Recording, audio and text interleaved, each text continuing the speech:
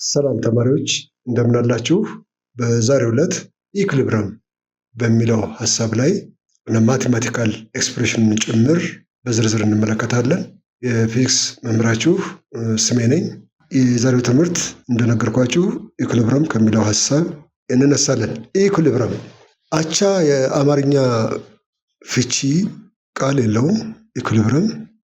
ነገር ግን ፊዚካሊ ኢንተርፕሬት ስናደርገው ደግሞ በጣም በቀላሉ ኢንተርፕሬት ማድረግ እንችላለን፣ ልንተረጎሙ እንችላለን። ስለዚህ ዘ ተርም ኢኩሊብረም ማለት ዘ ቦዲ ኢዝ አይዘር አት ሬስት ኦር ሙቪንግ ዊዝ ኮንስታንት ቬሎሲቲ። አንድ አካል አት ኢኩሊብረም ነው የሚባለው። ይህ አካል በእርፍታ ላይ ሊሆን ይችላል ወይም ደግሞ በእንቅስቃሴ ላይ ሊሆን ይችላል።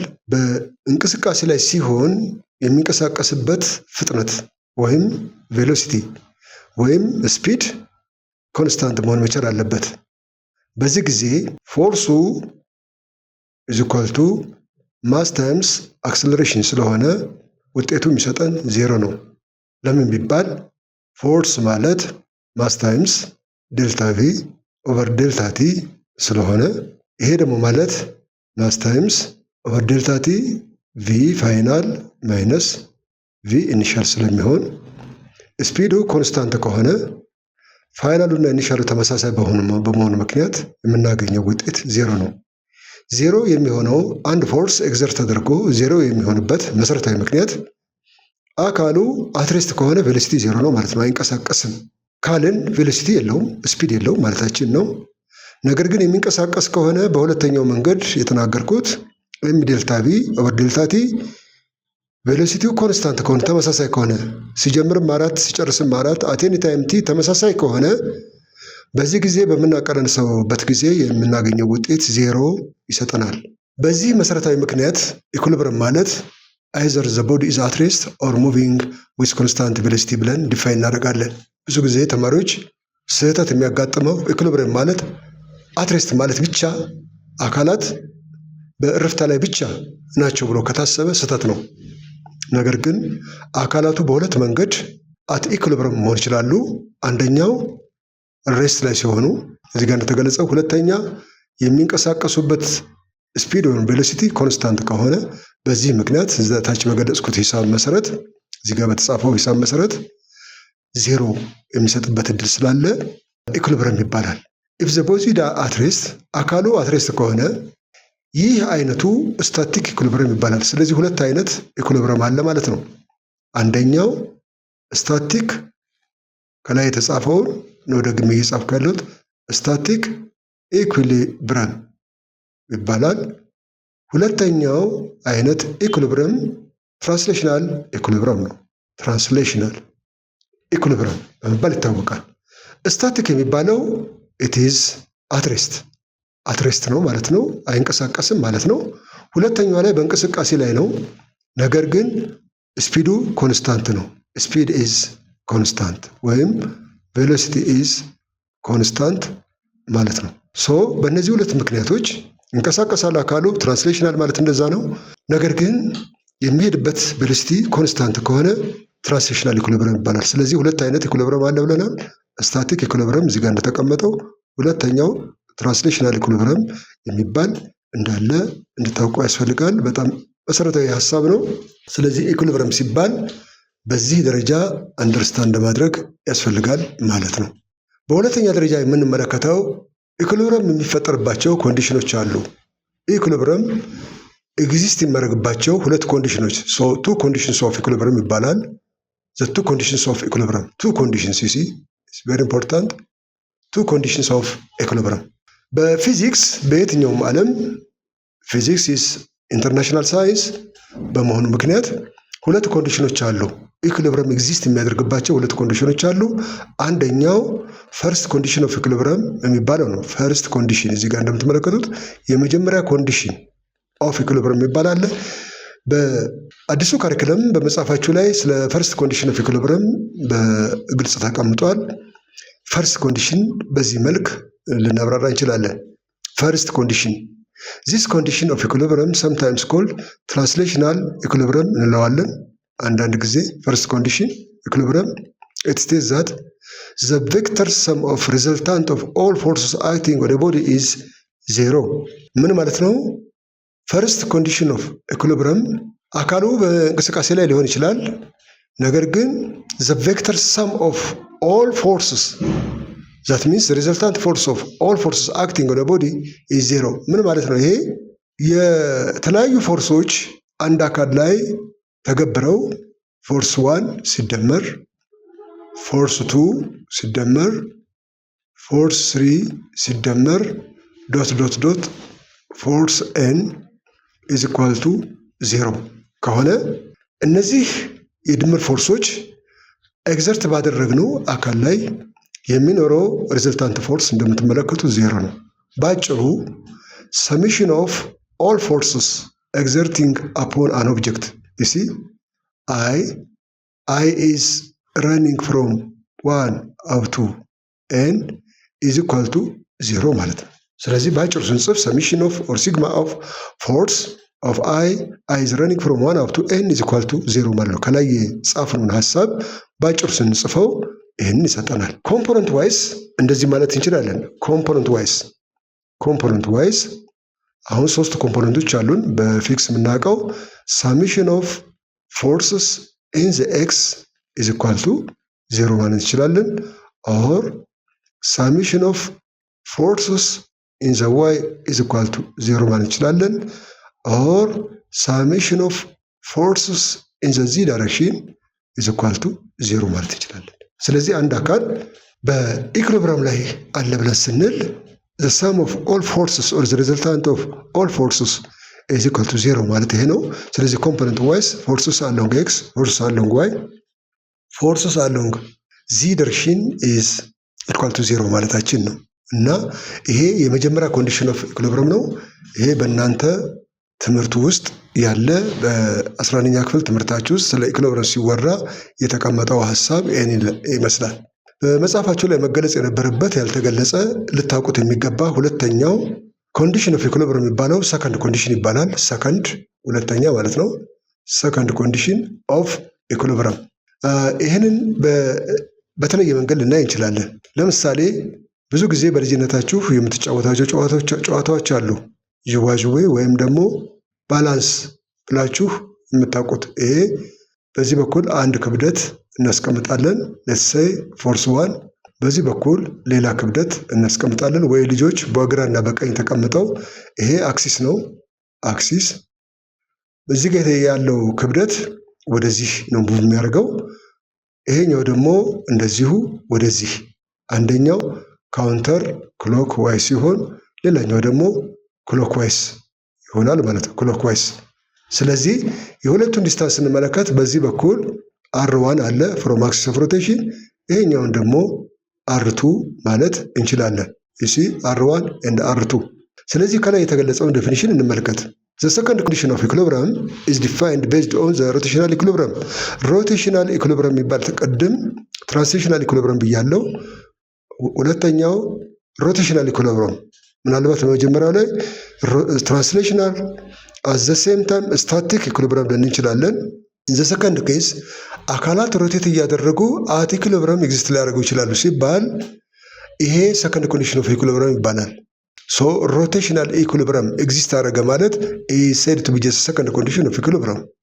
It is said to be in rotational equilibrium the algebraic sum of all the torques acting on the body about a given axis is 0. ምን ማለት ነው?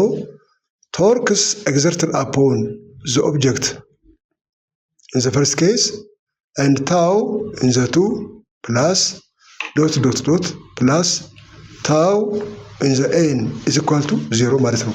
ይሄ ምን ማለት ነው? summation of all taus I is running from 1 up to n is equal to 0 ማለት ነው። ይህ የሚያሳየን ምንድን ነው?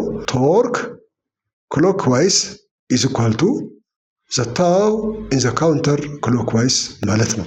ስለዚህ አሁን እዚህ ጋር በስዕል እንዳስቀመጥ ነው ቶርክ ማለት R cross F በመሆኑ because both of these are vectors cross product of this is equal to F1 and R1 is through R2 cross F2 ማለት ይሆናል ማለት ነው። እሺ ክሎክዋይዝ ቶርክ ኤንድ ካውንተር ክሎክዋይዝ ኢዝ ኢኳል ቱ ተመሳሳይ ናቸው፣ እኩል ናቸው ማለት ነው።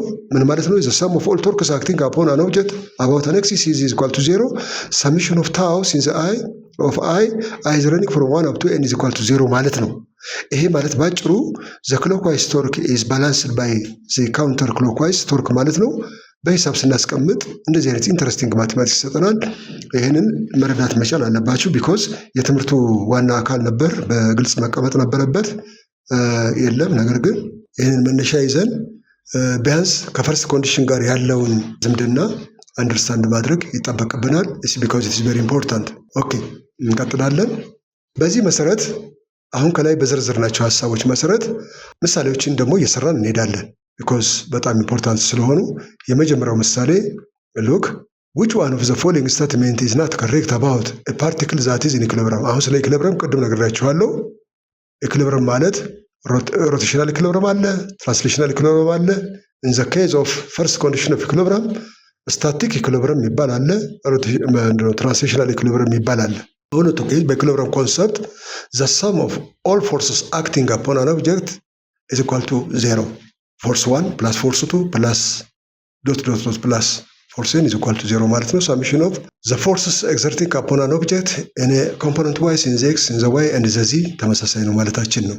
ስለዚህ በዛ መሰረት ይህንን ሀሳብ ብዙ ጊዜ የምርጫ ጥያቄዎችን ስመልስ ቴክኒካሊ በደንብ አዳምጡኝ። እንደዚህ አይነት ጥያቄዎች ሲጠየቅ በግምት መመለስ መቻል የለባቸውም። ግምት ጥሩ አይደለም። መጀመሪያ አሁን ጥያቄው ስለ ኢኩሊብሪየም ነው የሚጠይቀው። እውነት ያልሆነው ነው። እውነት የሆነውን መለየት ያስፈልጋል። እውነት የሆነውን ኢኩሊብሪየም ምን እንደሆነ ማወቅ ነው እውነት የሆነ ማለት። እውነት ያልሆነው እውነት ከሆነው የተለየው ማለታችን ነው። ለምሳሌ ምርጫዎቹን አንድ ባንድ እንመለከት። ኤ እውነት ያልሆነ ኢት ካን ሃቭ ኤ ቬሎሲቲ ዲፈረንት ፍሮም 0። ቅድም ምን ብለናል? ነገርየው በትራንስሌሽናል ኢኩሊብሪየም ላይ ከሆነ ቬሎሲቲ ምን መሆን ይችላል? ኮንስታንት መሆን ይችላል። 0 መሆን ብቻ አይጠበቅበት። 0 መሆን ይችላል፣ ልክ ነው። ነገር ግን ዘ ቬሎሲቲ ዲፈረንት ፍሮም 0 መሆንም ይችላል። ያ ቬሎሲቲ ግን ምን መሆን አለበት? ኮንስታንት መሆን አለበት። ይሄ እውነት ነው ማለት ነው። ኢትስ ይሄ ትሩ ነው። ሉክ ሁለተኛ ኢትስ ቬሎሲቲ ካን ቢ ኢኳል ቱ 0። አሁንም ይሄ ትራንስሌሽናል ኢኩሊብሪየም ነው። ትራንስሌሽናል ቅድም ለማውራት እንደሞከርኩት ይሄ ትራንስሌሽናል ኢኩሊብሪየም ይባላል። ስለዚህ ምርጫችንን ገብቶን ተረድተን ነው መጻፍ ያለብን ማወቅ ያለብን። ይሄ ደግሞ ስታቲክ ኢኩሊብሪየም ይባላል። ሁለተኛው ሉክ ስታቲክ ኢኩሊብሪየም በመሆኑ ውሸት መሆን አይችልም ማለት ነው። ሶስተኛ ኢት ካን ቢ አንደር ዘ አክሽን ኦፍ ሞር ዛን ዋን ፎርስ። ቅድም ምን ብለናል? ዘ ሰም ኦፍ ኦል ፎርስስ ዩ ሲ ሰም ኦፍ ኦል ፎርስስ ኢን ዘ ኤክስ ኤንድ ሰም ኦፍ ኦል ፎርስስ ኢን ዘ ዋይ ኢቨን ሰም ኦፍ ፎርስስ ኢን ዘ ዚ ዩ ሲ ፎርስስ ኢን ዘ ዚ ኢዝ ኢኳል ቱ 0 ነው ብለናል። ስለዚህ ሰም ኦፍ ከተባለ ብዙ ፎርሶች መኖር ይችላሉ ማለት ነው። መብቱ ነው። you see it can be under the action of more than one force ከተባለ plenty of forces exist ሊያደርጉ ይችላሉ። በዛ አካል ላይ ኤግዘርት ሊያደርጉ ይችላሉ። በኤክስ በዋይ በዜድ በጣም ብዙ ፎርሶች ሊኖሩ ይችላሉ። ነገር ግን አካሉ አትስታቲክ ኢኩሊብሪየም ትራንስሌሽናል ኢኩሊብሪየም ሊሆን ይችላል። ስለዚህ ይሄም በዚህ ምክንያት እውነት ነው ማለት ነው። እውነት ያልሆነ ነው የምንፈልገው። ዲን ደግሞ እንመለከት። it can have acceleration different from 0። አሁን እዚህ ጋር ነው ስህተቱ። ተመልከቱ። ፎርስ ሰሚሽን ኦፍ ፎርስ ኢዝ ኢኳል ቱ ሰሚሽን ኦፍ ማስ ታይምስ አክሰለሬሽን ማለት ነው። ይሄ ማለት ሰሚሽን ኦፍ ኤም ታይምስ ዴልታ ቪ ኦቨር ዴልታ ቲ ነው። ነገር ግን የዚህ ውጤት 0 ነው። ይሄ 0 ከሆነ አክሰለሬሽን ኢሚዲየትሊ 0 ነው። ኢፍ ዴልታ ቪ ኢዝ 0 አክሰለሬሽን ኢዝ ጀስት ኢሚዲየትሊ 0። ስለዚህ አክሰለሬሽኑ ከ0 ውጭ መሆን አይችልም ማለት ነው። ቬሎሲቲ ከ0 ውጭ መሆን ይችላል። ዴልታ ቪ 0 ከሆነ ኮንስታንት አይዘር አትሬስት ሆኖ 0 ነው። አክሰለሬሽን 0 ነው። በኮንስታንት ቬሎሲቲ ከሄደ 0 ነው። ስለዚህ አክሰለሬሽን በምን መመዘኛ ከ0 ውጪ መሆን የሚችልበት እድል የለውም። ስለዚህ ምርጫችን ትክክለኛው መልስ ይሆናል ማለት ነው። ኦኬ እንቀጥላለን። ሁለተኛ ጥያቄ the weight in the figure below is 900 ኒውተን calculate T1 T2 and T3 in the 3 ropes if the system at equilibrium። አሁን ይሄ ነገርዮ በቤታችን ውስጥ ያንጠለጠልነው ነገር ሊሆን ይችላል። ፎርማሊ ይህንን አሁን ወደ 2 ዳይሜንሽናል ፊገር እንቀይርና አሁን ያሉትን ፍሪ ቦዲ ዲያግራም ባለፈው እንደነገርኳችሁ በግልጽ እናስቀምጣለን። ስለዚህ ቅድም ምን ብለናል? ፈርስት ኮንዲሽን ኦፍ ኢኩሊብረም ማለት ዘ ሰም ኦፍ ኦል ፎርስስ ኢን ዘ ኤክስ ኤንድ ኢን ዘ ዋይ ኢዝ ኢኳል ቱ 0 ነው ብለናል። የቱ ዳይሜንሽናል ነው። ስለዚህ እነዚህ ሁለት ገመዶች አሉ። ቴንሽን 1 እና ቴንሽን 2 አለ። እንደዚሁ የተንጠለጠለ ማስ አለ። እነሱን በስዕል እናስቀምጣለን። በጣም በቀላሉ ምን ስላቸው ናቸው ተመልከቱ። እንቀጥላለን። ይሄ ዋይ አክሲስ ነው። this is y axis in the x axis again ይሄ ኤክስ አክሲስ ነው። አሁን ሁለቶቹ ቴንሽኖች እዚህ ጋር አት አን አንግል ኦፍ 37 ዲግሪ ነው። this is ቴንሽን 1 ነው። በዚህ በኩል ሁለተኛ ቴንሽን አለ። የገመዱ ውጥረት ነው። ቴንሽን 2 እዚህ ጋር የምንመለከተው አንግል 53 ዲግሪ ነው። ይሄ ሊገባቸው ያስፈልጋል። 53 ዲግሪ በዚህ በኩል 37 ዲግሪ ነው። ስለዚህ ቴንሽን 1 ስንመለከት ሁለት ኮምፖነንቶች አሉት። እዚህ ጋር እንደምትመለከቱት አንደኛው ኮምፖነንት ይሄ ነው። ቴንሽን 1 ሳይን ኦፍ 37 ማለት ነው። ሁለተኛው ቴንሽን 1 ኮሳይን ኦፍ 37 ነው። በተመሳሳይ ሁኔታ በዚህ በኩል ቴንሽን 2 ሳይን ኦፍ 53 ነው። ሲሚለርሊ እዚህ ጋር መተን ቴንሽን 2 ኮሳይን ኦፍ 53 ነው። በዚህ በኩል የአካሉ ክብደት አለ ዌይት አት ዘ ሴም ታይም ዌይቱ 980 ኒውተን ነው እና እዚህ ውስጥ የምናገኘው ቴንሽን 3 ነው። ሉክ አሁን ምን ብለናል? ወደ ሂሳባችን ስንመጣ የሚከተለው እናገኛለን። ሰሚሽን ኦፍ ኦል ፎርስስ ኢን ዘ ኤክስ ፎርስስ ኢን ዘ ኤክስ ኢዝ ኢኳል ቱ 0 ነው ብለናል። በኤክስ አቅጣጫ ያሉ ፎርሶችን አሁን በቀላሉ መጻፍ እንችላለን። አንደኛ ቲ1 ኮስ 37 ፖዚቲቭ ነው። ዘ ፖዚቲቭ ኮስ 37 ማይነስ ይሄኛው ደግሞ ቲ2 ኔጌቲቭ አድርጌዋለሁ ቢኮዝ ኢን ዘ ኔጌቲቭ ኤክስ አክሲስ ይሄ 0 ማለት ነው። ኮስ 37 ማለት 0.8 ቲ1 ነው ማይነስ ኮስ 53 0.6 ቲ2 ስለሚሰጥ ይህንን ለማወቅ መጨናነቅ አያስፈልግም። ስለዚህ ይሄ የሚሆነው ምንድን ነው? 0.8 ቲ1 ኢዝ ኢኳል ቱ 0.6 ቲ2 ማለት ነው። ስለዚህ ቲ1 ማለት 6/8 ቲ2 ማለት ይሆናል። ስለዚህ በቀላሉ if we want ቲ1 ማለት 3/4 ቲ2 ማለት ነው።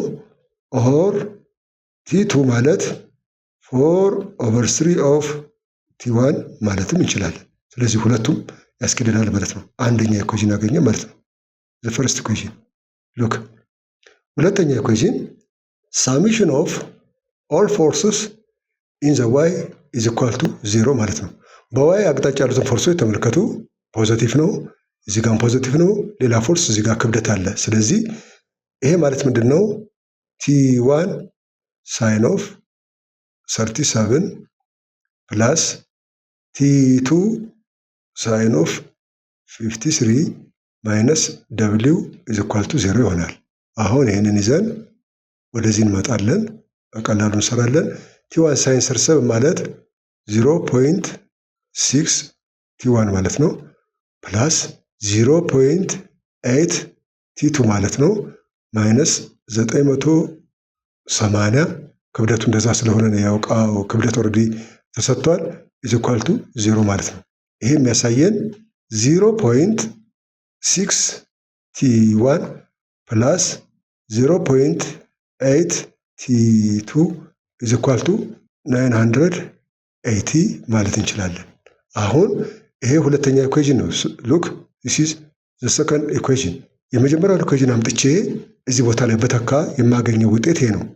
0.6 ቲ1 ፕላስ 0.8 ቲ2 ኢዝ ኢኳል ቱ 980 ማለት ነው። አሁን ቲ1 ማለት ኦልሬዲ የተሰጠን ውጤት አለ። ኦር ቲ2 ላይ መተካት እንችላለን ከፈለግን 0.6 ቲ1 ፕላስ 0.8 ታይምስ ቲ2 ማለት እዚህ ጋር እንዳስቀመጥነው 4/3 ቲ1 ይሆናል። ይሄ ማለት 980 ማለት ነው።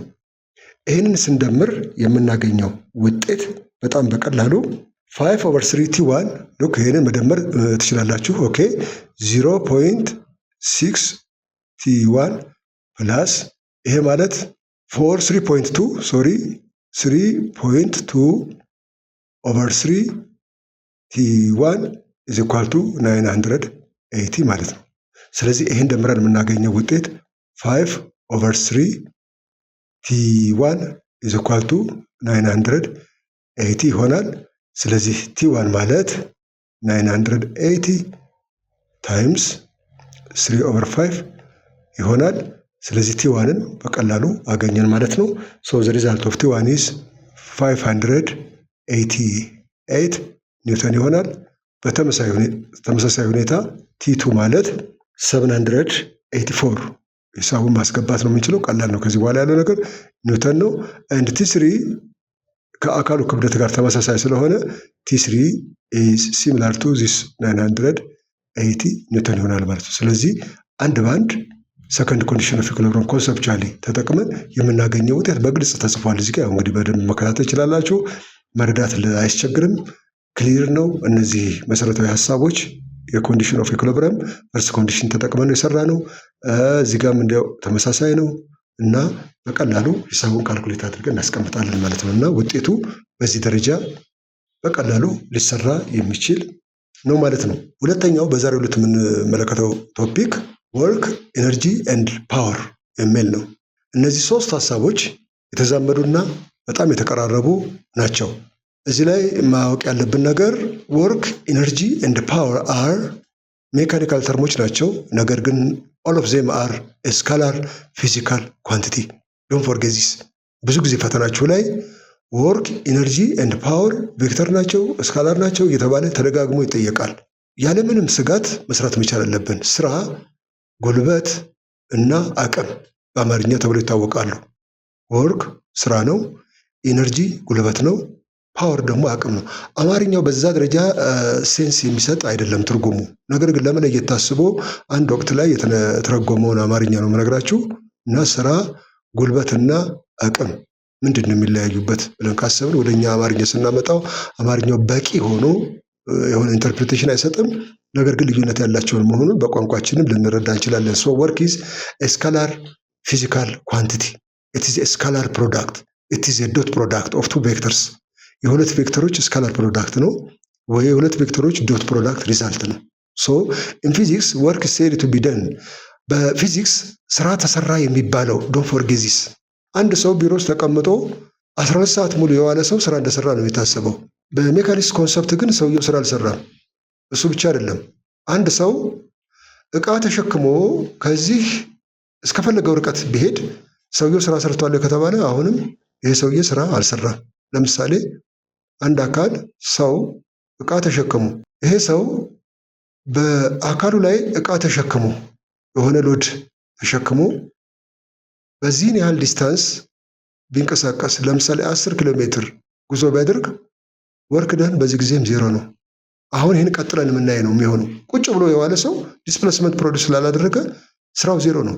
ስለዚህ የምንነሳው ሜካኒካል ወርክ ደን የሚባለው አካላት ወይም ስራ የሰራው አካል ኃይል ገብረው ዘይ ፕሮዲስ ሰም ዲስታንስ የሆነ ዲስታንስ ደቨሎፕ ማድረግ አለባቸው።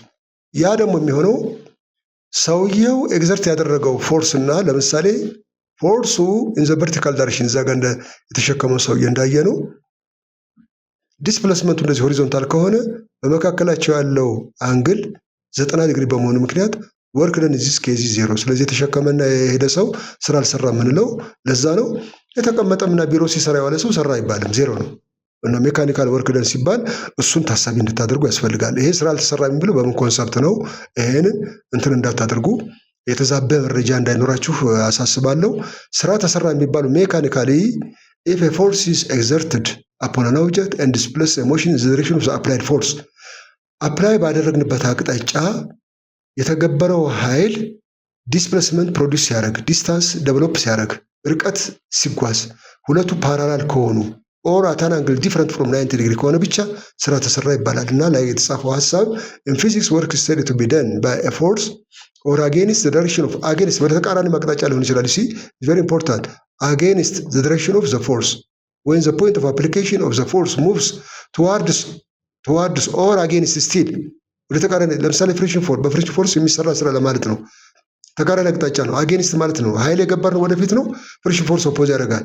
ሶ ወርክ ደን ባይ ፍሪክሽን ፎርስ ይባላል ማለት ነው። ሶ ዘ ዳይሬክሽንስ ኦፍ ዘ ፎርስ እንደዚህ ከሆነ ብቻ ነው። ይሄ ዴፊኒሽን መሰረታዊ ዴፊኒሽን ነው ይሄ ፕሊስ። እና ሜካኒካል ወርክ ደን ነው እዚህ ጋር በጣም ዚስ ኢዝ ሜካኒካል ወርክ ደን ሜካኒካል ዶንት ፎርጌት ዚስ ሜካኒካል ወርክ ደን። እና ስለ ሜካኒካል ወርክ ደን ስናወራ በተገበረው አቅጣጫ ወይም በዛ ተቃራኒ ዲስፕሌስመንት ፕሮዲውስ ካደረገ ብቻ ነው ስራ ተሰራ የሚባለው። ስለዚህ አንድ አካል ስራ ሰራ የሚባለው ሶስት ነገሮች ከታች ያሉትን ሶስት ነገሮች ማሟላት አለበት። አሁን ቅድም አይነት ጥያቄዎች ሲጠየቁ መሰረታዊ የሆነ መረዳት የሚጀምረው ከዚህ ነው። አንደኛ ስራ ተሰራ የሚባለው ፎርስ መስት ቢ ኤግዘርትድ፣ ፎርስ ኤግዘርት መደረግ አለበት፣ ኃይል መገበር አለበት ማለት ነው። አንድ አካል ላይ ፎርስ ኤግዘርት መደረግ አለበት የሚለው ሀሳብ ኤግዘርት ማለት አክት ማድረግ አለብን ማለት ነው። ፎርስ መገበር አለብን ወይም ደግሞ ኤግዘርት ማድረግ አለብን ትርጉሙ እሱ ነው። ሁለተኛው ዘ ፎርስ መስት ኮዝ ዘ ሞሽን ኦር ዲስፕሌስመንት። ኦኬ ኮዝ ሞሽን የአካሉ ዲስፕሌስመንት መኖር መቻል አለበት። አካሉ ዲስፕሌስ ማድረግ መቻል አለበት። አካሉ ከነበረበት ቦታ የፖዚሽን ለውጥ ማድረግ መቻል አለበት። ዲስፕሌስ ማድረግ መቻል አለበት። ሰው ሞሽን ኦር ዲስፕሌስመንት ፕሮዲውስ ማድረግ አለበት። ሶስተኛው ብዙ ጊዜ የማይነገር ነገር ግን መኖር ያለበት ነገር፣ እነዚህ ሁለቶቹ ብዙ ጊዜ ይታወቃሉ። ነገር ግን ሶስተኛው ሀሳብ ዘ ፎርስ መስት ኖት ቢ ፐርፐንዲኩላር። ሲ ቅድም የነገርኳቸው ፐርፐንዲኩላር ከሆነም ዜሮ ነው። ስራ ተሰራ የሚባለው ከዚህ ውጭ መሆን መቻል አለበት። ዘ ፎርስ መስት ኖት ቢ ሲ መስት ኖት ቢ ፐርፐንዲኩላር ቱ ዘ ዲስፕሌስመንት። ፎርሱ እና ዲስፕሌስመንቱ 90 ዲግሪ ኤግዘርት አክት ካደረጉ ዜሮ ነው፣ ስራ የለም። ስለዚህ እነዚህ ሶስት ነገሮች ታሳቢ ማድረግ አለባቸው። ሰው ቴዎሬቲካል ሲጠየቅ ቴዎሬቲካል ሀሳቡን አንደርስታንድ አድርገን ነው ወደ ማቴማቲካል ኮንሰፕቶች የምንሄድ። ስለዚህ ሶስቱ ሀሳቦች መሰረታዊ ናቸው። ዘ ፎርስ መስት ቢ ኤግዘርትድ፣ ዘ ፎርስ መስት ኮዝ ኤ ሞሽን ኦር ዲስፕሌስመንት ኢን ዘ ዲሬክሽን ኦፍ ዘ አፕላይድ ፎርስ። ሶስተኛው ዘ ፎርስ መስት ኖት ቢ ፐርፐንዲኩላር ቱ ዘ ዲስፕሌስመንት። ፐርፐንዲኩላር ከሆነ ስራ የለም። ስለዚህ ሜካኒካል ወርክ ማለት ሜካኒካል ወርክ ሲ ኢትስ ቬሪ ኢምፖርታንት ኢዝ ስካላር ፊዚካል ኳንቲቲ ነው ቅድም እንደተናገርኩት። ኤንድ ኢት ኢዝ ስካላር ኦር ዶት ፕሮዳክት ሲ ስካላር ኦር ዶት ፕሮዳክት ኦፍ ፎርስ ሲ የፎርሶች ስካላር ኦር ዶት ፕሮዳክት ፎርስ ኤንድ ዲስፕሌስመንት ሲ ሶሪ ፎርስ ኤንድ ዲስፕሌስመንት የፎርስ እና የዲስፕሌስመንት ስካላር ፕሮዳክት ነው። እሺ አንድ ኤስአይ ዩኒቱ ያው ጆል ነው ታውቃላችሁ። ስለዚህ ወርክ ደን ማለት ዘ ዶት ፕሮዳክት ወርክ ኢዝ ስካላር ኢት ኢዝ ቬክተር ዶት ፕሮዳክት ኢዝ ሲምፕሊ ዶት ኤንድ ዴልታ ኤስ ማለት ነው። ቦዝ ኦፍ ሲስ አር ቬክተር ሲሲ ዶት ፕሮዳክት ሁል ጊዜ የሚሰጠን ስኬለር ስለሆነ ወርክ ኢዝ ስኬለር ሲ ዶንት ፎርጌት ዚስ። ስኬለር የተባለበት ምክንያት ይሄ ነው እና ኤፍ ዶት ኤስ ኢዝ ስኬለር።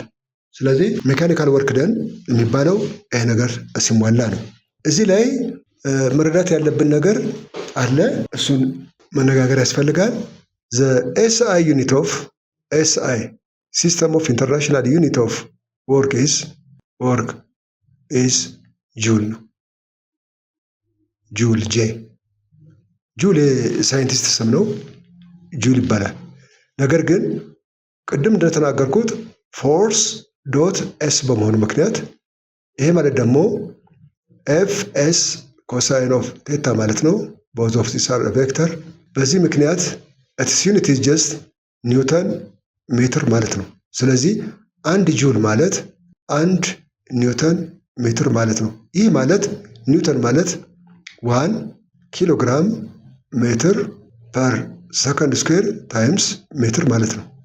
ይህ ማለት 1 ኪሎግራም ሜትር ስኩዌር ፐር ሰከንድ ስኩዌር ማለት ነው። ይሄ ኤስአይ ዩኒት ነው። ፕሊስ ዶንት ፎርጌት ዚስ። አንድ ጁል ሰብስቲቱት የሚያደርገው ኒውተን ሜትር ነው። ኒውተን ማለት 1 ኪሎግራም ሜትር ስኩዌር ፐር ሰከንድ ስኩዌር ነው። ሶ ኢት ኢዝ ጁል። ጁል የምንለው ነገር ከኋላ እንደጻፍኩት ጁል ማለት ይሄ ነው። ነገር ግን ይሄ ምን ይባላል? ኤምኬኤስ ሲስተም ይባላል። ሜትር ኪሎግራም ኤንድ ሰከንድ ሲስተም ይባላል። ኤምኬኤስ ሲስተም ኢን ኤምኬኤስ ሲስተም ነው። ኤምኬኤስ ሲስተም ነገር ግን ኢን ሲጂኤስ ሲስተም ሲጂኤስ ሲስተም የሚከተለው ነው። ሲጂኤስ ሴንቲሜትር ግራም ሰከንድ። ሉክ አንድ ጁል ማለት 1 ኒውተን ሜትር ነው ብለናል።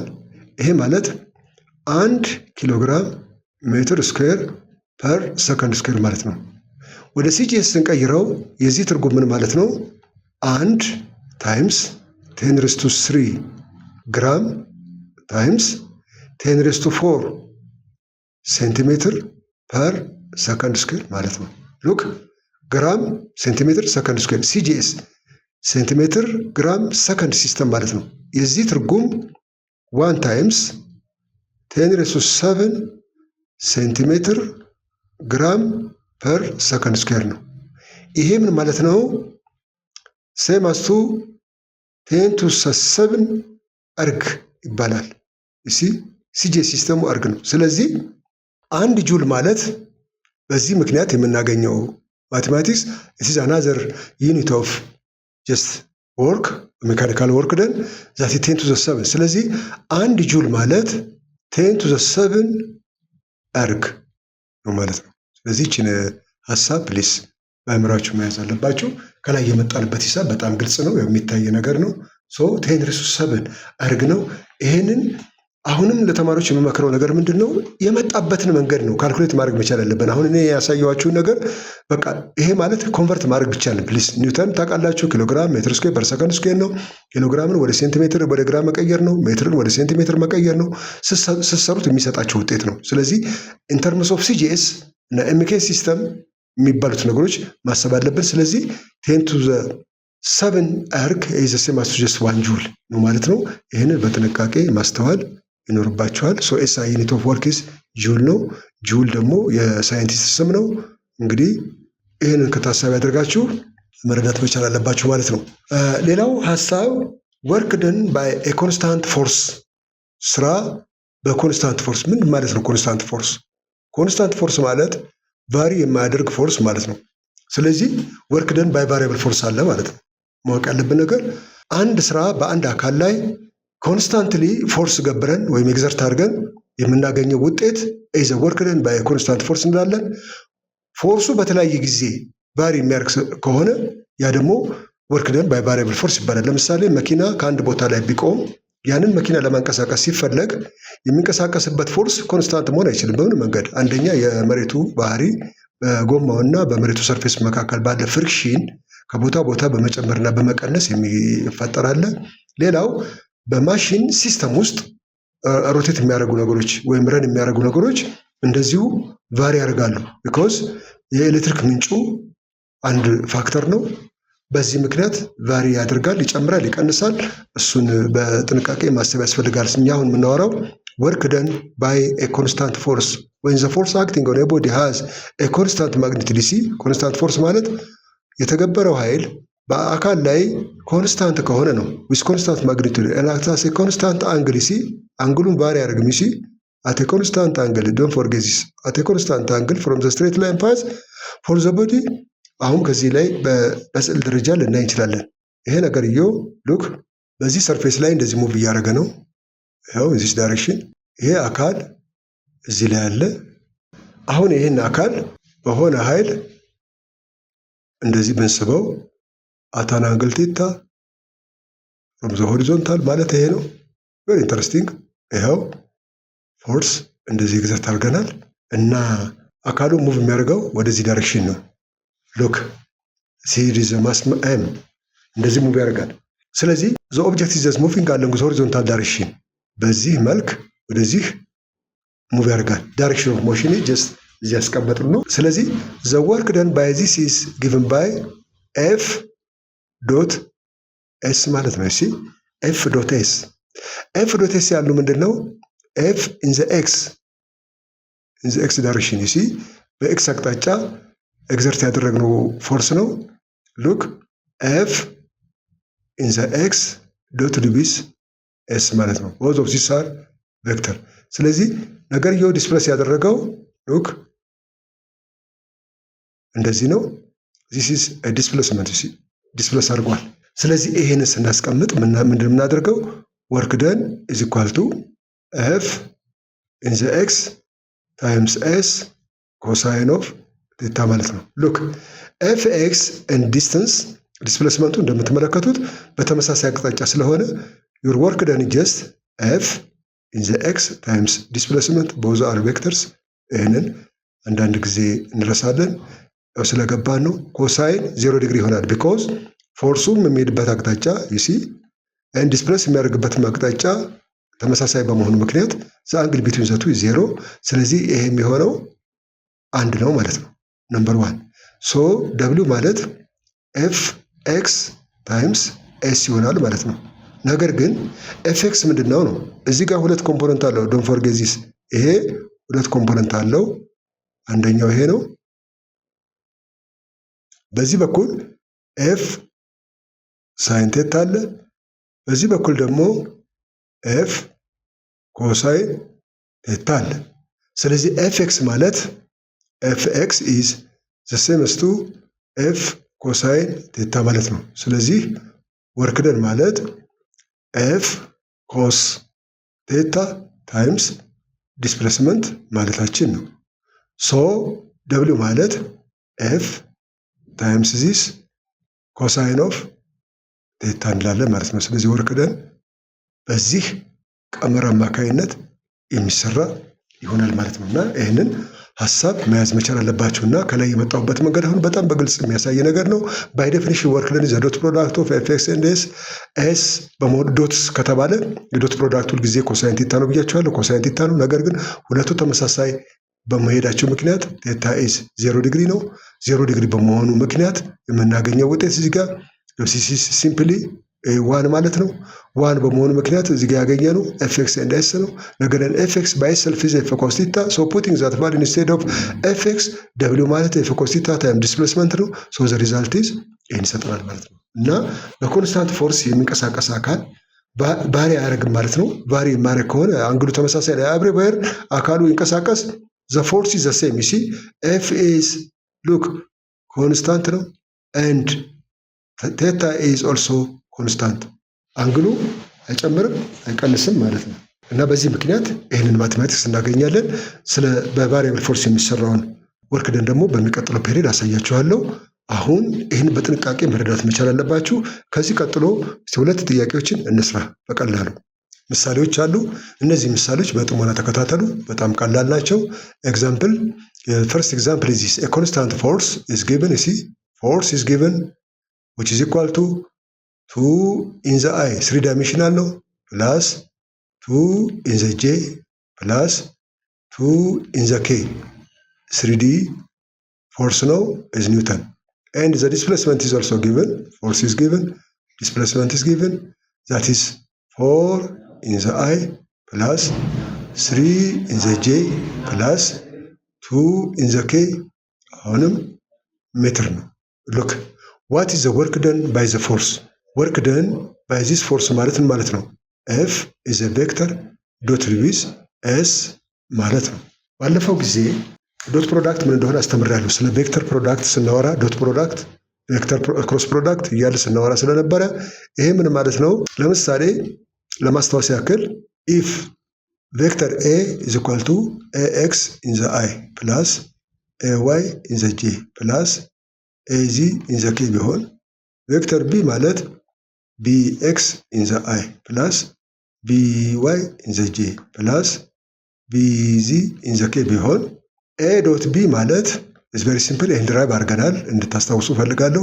AX BX plus AY BY plus AZ BZ ማለት ነው። so this is the dot product of two vectors እንደዚህ ይሰራል ማለት ነው። ስለዚህ ጥያቄው በተጠየቀበት መንገድ ነው ታክል የምናደርገው።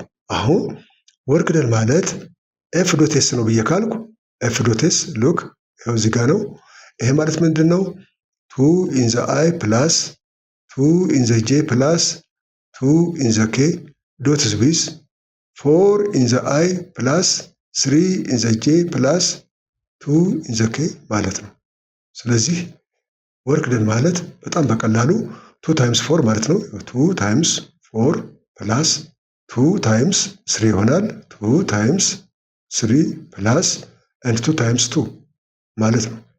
እሺ በጣም ሲምፕል ነገር ነው ማለት ነው። እሺ 2 ታይምስ 4 ማለት 8 ነው። ፕላስ 2 ታይምስ 3 6 ነው። ፕላስ 2 ታይምስ 4 እንደዚህ ማለት ነው። ስለዚህ ወርክ ደን ኢዝ ኢሚዲየትሊ 18 ኒውተን ሜትር ማለት ነው። ሶ ኤስአይ ዩኒቱ ደግሞ እንደዚህ ስለሆነ ያው በዚህ መንገድ እንሰራለን ማለት ነው። እና በጣም ቀላል ነው። እሺ ዶት ፕሮዳክት ይሄ ነው። ሁለተኛውን ጥያቄ ደግሞ እንመልከት። A force of 40 Newton acted upon an object at an angle of 45 degree and displaced a distance of 8 meter. What is the work done by the force? ከፈለገን የዚህን ስዕሉን መሳል እንችላለን። አሁን ይሄ አካል በሆነ ሆሪዞንታል ሰርፌስ ላይ እንደዚህ እየተገፋ ነው። ሉክ ይሄ ማለት ነው። እና the force is here, see ፎርሱ ይሄን ያክል ነው። is given 40 ኒውተን ነው። at an angle of 45 degree, see 45 ዲግሪ ነው። ሙቭ ያደረገው የዲስታንስ መጠን ደግሞ ዲስታንስ ኢዝ ጊቭን ሲ ዲስፕሌስመንት ዲስታንስ እያለን ኦልተርኔት እንጠቀም እንችላለን። ኮንሴፕቹዋሊ ሀሳቡን ስለምናውቀው 8 ሜትር ነው። ስለዚህ ቅድም በነገርኳችሁ መንገድ ወርክ ደን ማለት ኤፍ ኤክስ ታይምስ ኤስ ማለት ዶት ኤስ ማለት ነው። ስለዚህ ይሄ ማለት ምንድን ነው? ኤፍ ኮሳይን ኦፍ ቢኮዝ ኮሳይን ኦፍ 45 ታይምስ ዲስተንስ ማለት ነው። ዲስፕሌስመንት ኦፍ ዲስተንስ ማለት ነው። ቢኮዝ ኤፍኤክሱ እዚህ ጋር ማውጣት ስለምንችል ይሄ ኤፍኤክስ ይባላል።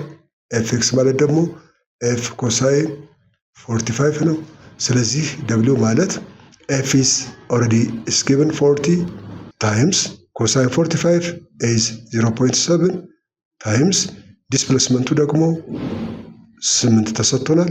ስለዚህ ደብሊው ማለት በቀላሉ 224 ጁል ይሆናል ማለት ነው። ማባዛት ነው፣ ስትሬት ፎርዋርድ።